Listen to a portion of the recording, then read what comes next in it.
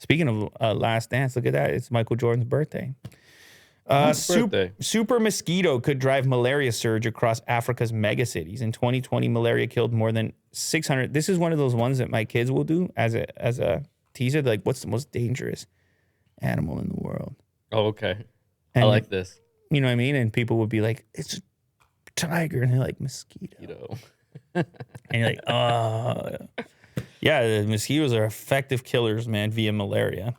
627,000 people worldwide, the vast majority of whom were African children under 5. Researchers say that one of the grim silver linings of the disease is that it is primarily rural.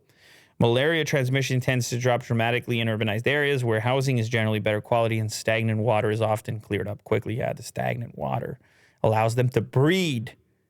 You don't want it. No good. Scientists and medics are now terrified about what could happen if the mosquito spreads to Africa's tropical megacities. The Stephensi mosquito is threatening to overturn all of this. I guess it's a new type of mosquito. Look how terrifying that is. Well, you don't want nothing to do with that.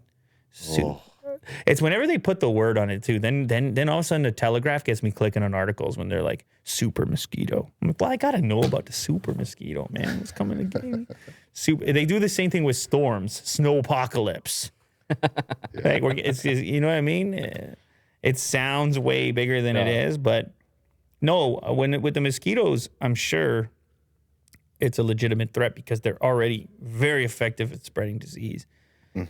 Click through to the article. Let's just find out when this particular one emerged. City-dwelling mosquito from Asia that now has landed in Africa, I guess, and it's rapidly urbanizing. Reports of a mystery illness spreading through a nomadic village landed on the desk of Captain Abdi, a physician in the Djibouti army. Did not know what to make of the information. This was a shock. We saw all these people, half the village, lying down on the ground outside, shivering and sweating. They tried to spray the area in the village. Nothing worked. The cases kept coming from 2012 to 2020. Malaria infections soared 2,800 times. 60,000 people out of a population of 800,000 caught the disease in 2020. It's a very high percentage right there. I thought we had solved the problem, but it just kept spreading so quickly we never expected it. So now I guess they think that this new mosquito is resistant. The villagers had been bitten by a new super mosquito from India called Anopheles stephensi, which had probably spread to the Horn of Africa on a cargo container from South Asia or the Arab Peninsula. Even with a microscope, an expert would struggle to tell the difference. Keep scrolling, Will. Well, it was really big in 2020. Between this new one and the typical African malaria mosquito, but there are two crucial differences between the two.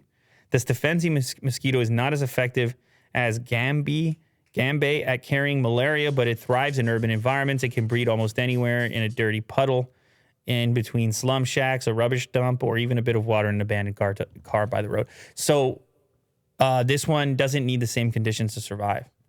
It's more adaptable to urban environments. And you know what happens in urban environments? You got a lot more people. They're super.